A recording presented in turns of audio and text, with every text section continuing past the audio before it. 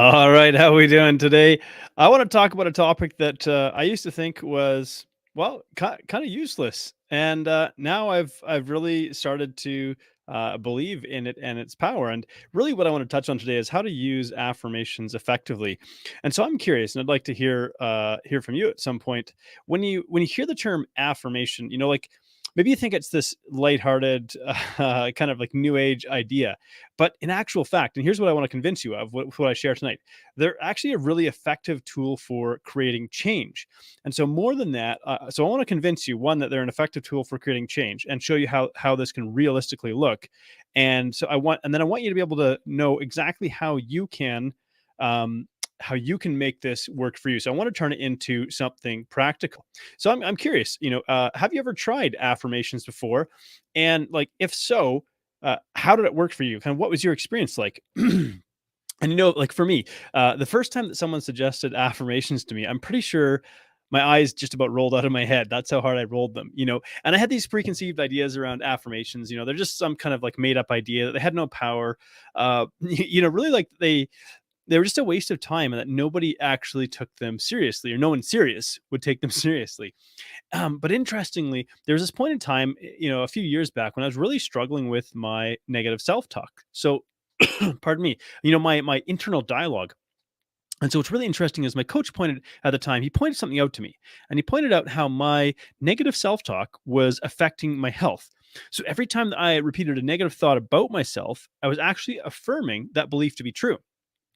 And it was when he pointed this out to me that I really had this aha moment, realizing that self-talk is powerful and it does actually affect us. And if you ever wonder about that, it's look at how you talk about yourself if you do in a negative light, and how that affects you and what you do. So thinking about affirmations, it's like, well, how do you feel about them? When you hear this word, what are you actually picturing when you hear the word affirmations? And for me, it's like I would kind of describe an affirmation like a statement that I make that I believe to be true. Maybe another way of describing it would be words or phrases that we might say to ourselves, really, to kind of express our feeling of self worth, or like our inner dialogue. And as it turns out, like these statements can actually be powerful and impactful. And actually, you know what? Here's another good question to ask, and that is, how is your inner dialogue? Like when you think about, because every one of us has like this running, like running ticker tape of thoughts in our head. There's this constant kind of dialogue running in the background. And how many times have you ever stopped to kind of reflect on it and think about it, and think about what's actually being said with this inner dialogue? you know, and it's okay, here's what I want to show you. So, like, how is it that the words that we speak, even in the privacy of our own thoughts, the words that we just speak in our own head that nobody else hears, how is it that they could actually affect our physical health? Well, in short, what we could say is our brain doesn't differentiate between what is real and what is fantasy. So, what do I mean by that? Well, let's say, have you ever watched a movie and cried? Or have you ever had a dream that scared you, a nightmare? So something like that. In both of those situations, something was being pictured in your mind, but it created an actual physical and emotional response in your body. Like if you wake up like shaking or trembling or sweating or heart racing, or like, wow, that felt so real. So it was something pictured in your head, but it was enough to generate a physical response in your body. And so what's really interesting is our inner dialogue has the ability to do that. The pictures that we create in our mind can create a physical and emotional response in our body.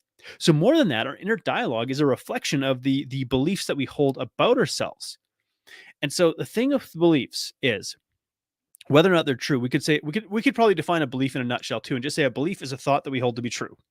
And beliefs have the power to influence our behavior. And I explained that why, but let's ask the question here. Have your self beliefs ever stopped you from trying something? Like, there's no way I could ever do that, and so on and so forth, right? So, so, how do our beliefs actually have the power to influence our behavior? Now, if we go back to that definition, that a belief is a thought that we hold to be true. Well, our beliefs have the power to influence our behavior because they act as a type of filter for our brain. So they teach our brain what to pay attention to and what to ignore, because our brain has 11 million bits of information it's processing every second. Something, pardon me, something along those lines, like a lot of information.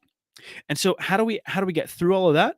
Well, our brain needs filters, and beliefs are a filter that help our brain determine pay attention to this, don't pay attention to that. This is important, that's not.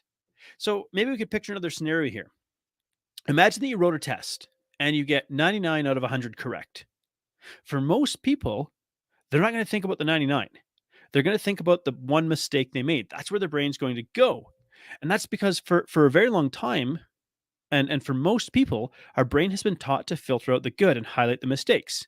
Now, we actually have a little bit of a bias kind of built into our brain here because it's a bit of a sort of a primal protective mechanism. We need to highlight mistakes and weaknesses so we can correct them so that we're less at risk and less vulnerable, if we want to look at it sort of from a biological standpoint.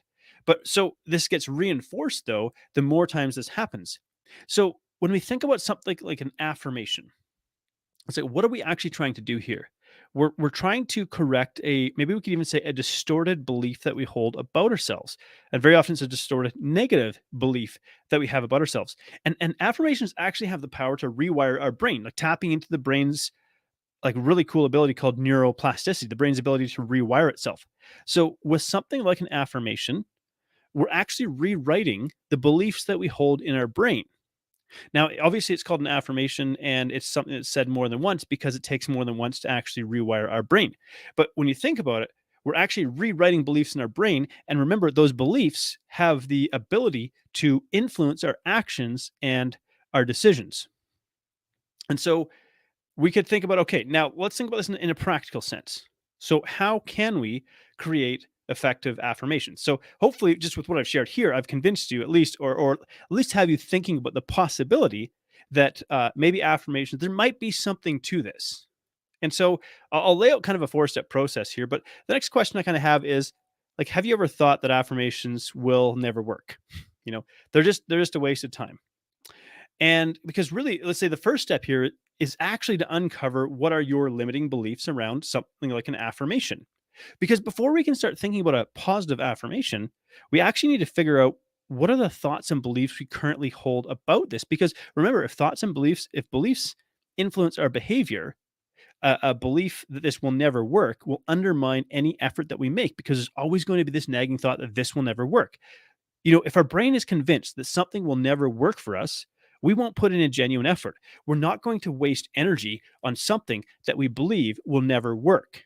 So our brain actually stops us from doing something if we're convinced that this is a wasted effort, right? So it's really important to first of all figure out, well, what does that actually believe about this right now? Even if this Coach John guy is sitting here trying to tell me that affirmations actually have some real power to create physical change in our body and emotional change in our life, you know, we have to figure out how do I feel about this right now. So the second step would be then to start figuring out, well, what are the negative thoughts that get triggered if I even think about this. So here let's use a picture again to illustrate. Have you ever found yourself, or actually, let's think about a stressful situation that you've been in recently? You know, something that made you feel a little bit amped up. Thinking about like circumstances that might trigger negative self talk. So it could be something like maybe giving a presentation at work. Maybe it's trying out a new sport or a new activity. Maybe it's just worrying about freezing up or being awkward in a social situation. Remember, like when we picture something in our brain, it still creates a response as though it's happening in real life.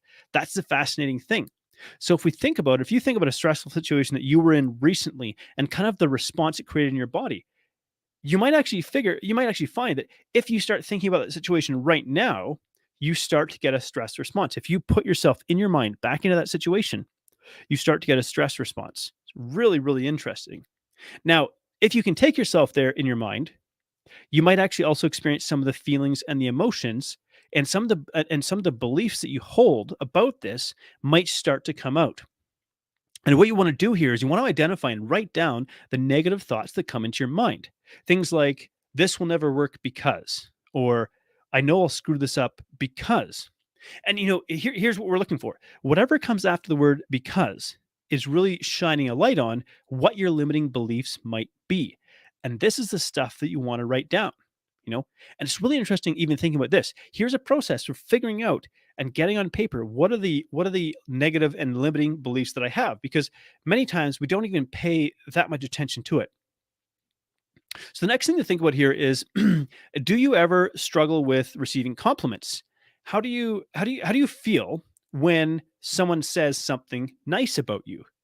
What's happening in your brain? Where does your brain go to when somebody says something nice about you? Very often our brain will default back to negative self-talk. And what's happening is when our brain defaults to negative self-talk, your brain is connecting your future actions. Maybe so if you're thinking about something that you want to do or have, coming up, and you start this negative self-talk loop kind of starts. Your brain is connecting your future actions that you're picturing in your mind to past events that had a painful or an uncomfortable emotion. Isn't that interesting? When somebody here's another sort of facet of this. When somebody pays us a compliment and we brush it off, the reason we do that, or we feel awkward, or we feel defensive, or self deprecating, what we're doing is so that compliment is actually challenging a belief that we hold about ourselves. So when someone says, like, wow, you did amazing. And you go, not really, it was okay, but look at all these screw ups I made and blah, blah, blah. What you're doing is you're trying to erase the discomfort, or what your brain is doing is trying to erase the discomfort because hearing a compliment is going against a belief you presently hold about yourself, and your brain's trying to defend it. Isn't that really interesting? And so we want to identify what are these negative beliefs we hold about ourselves, because ultimately where this is leading to is being able to make strong positive statements about the times in the past where we have succeeded. Because remember how that test where you get 99 right and one wrong, but your brain zeroes in on that one thing you did wrong. And this is what we do with past experiences. The past experiences that have a negative emotion connected to them are the ones that stick out the most in our mind. That's the one that we attach to because they're the ones that feel the most threatening to like who we are. And so those negative emotions and negative experiences are the ones that our brain filters into our awareness while filtering out the positive stuff. And so we have to consciously go to and figure out what were these times in the past where I did succeed and bring that into our conscious awareness. It takes a little bit of effort to do this because our brain, as I said, it defaults to negatives as a protective mechanism. So, what we're doing here is we're going to consciously help our brain connect to positive past experiences. Now, if you struggle to do this on your own, which would be totally normal because a lot of people do because they're not even used to talking positively about themselves, let alone accepting compliments. So, what you could do is you could ask a friend, you could ask a colleague, a spouse, somebody to help you. Hey, say, hey, what is it about me? If you were to say something positive about me that wasn't fluffy, that was like real, that was realistic, you're not just sort of trying to fluff my feathers. What would it be? If you want to talk about skills or abilities that I have, what skills do you think that I possess? You know, and what you're doing here is because very often again we have blinders on, right? So if you struggle with this, it's like find somebody else who doesn't have those blinders on and see if they can help you see something that maybe you can't quite see yourself. Now, when we're trying to convert maybe something negative into something positive, there's a way that we want to do this if we want to be successful, you know. So it might be something like I'm feeling stressed, but I'll be okay. That's different than I'm totally going to knock this out of the park.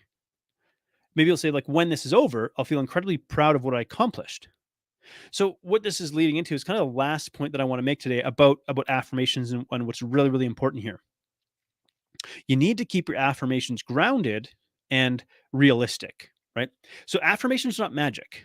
People probably I don't know how long ago it was The Secret came out, but you think about like manifestation and vibration and whatever else they're talking about here. The thing is, affirmations are not magic, right? And so in order for them to actually be effective, they have to be grounded and realistic. They need to be in actual like proportion to what your genuine abilities, right? What you can actually do and what you actually truly feel, right?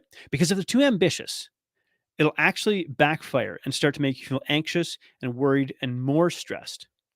And then the thing is when that happens, it starts this next loop, which is going to maybe lead you to making a mistake, potentially failing, and then feeling even worse than before. So let's say, for example, let's maybe get nervous about public speaking. Maybe it's giving a presentation or having a job interview. You want to be kind of realistic about this. Say, hey, I am stressed about this. So don't brush that feeling aside. Don't.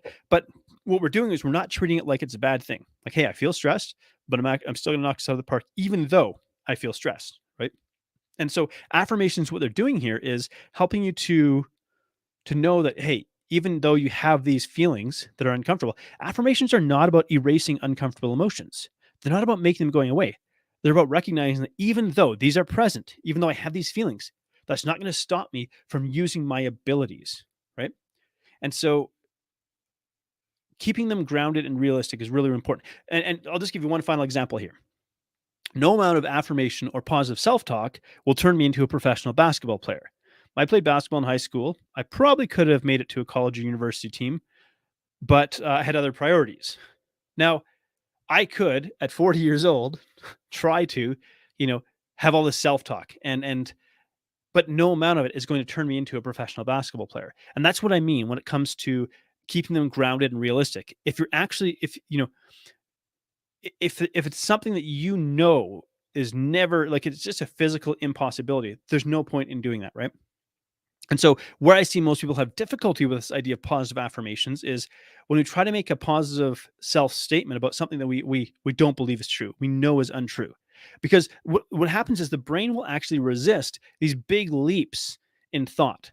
So anything that's like a big jump from where you presently are, your brain will resist that. You'll trigger actually what's known as like resistant thoughts.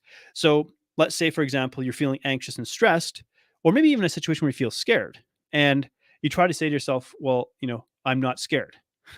It'll feel like you're lying to yourself, and your brain will pick up on that, right? And it can activate that resistant thinking, and that can in turn make things worse, right? So resistant thought would be something like, "This is stupid. I feel like a phony. This is never going to work," and so on.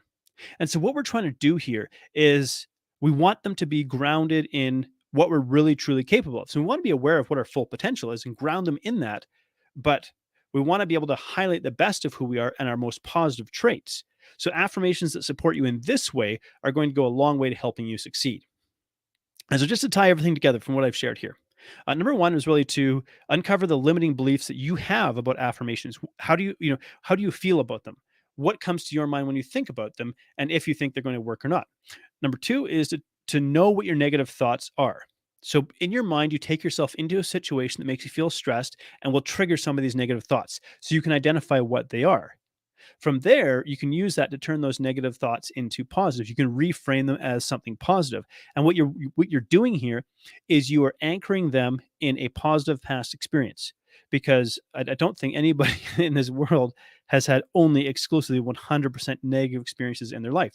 So, but our brain filters those out, filters at the positive ones and attaches to the negative. So, what we're doing is we're consciously teaching our brain to attach maybe what we feel about our abilities to a positive experience versus a negative one. And the last one is really just keeping our affirmations grounded in reality. There's no point in saying, like, no point in me having an affirmation that I'm going to become a professional basketball player when that's never going to happen.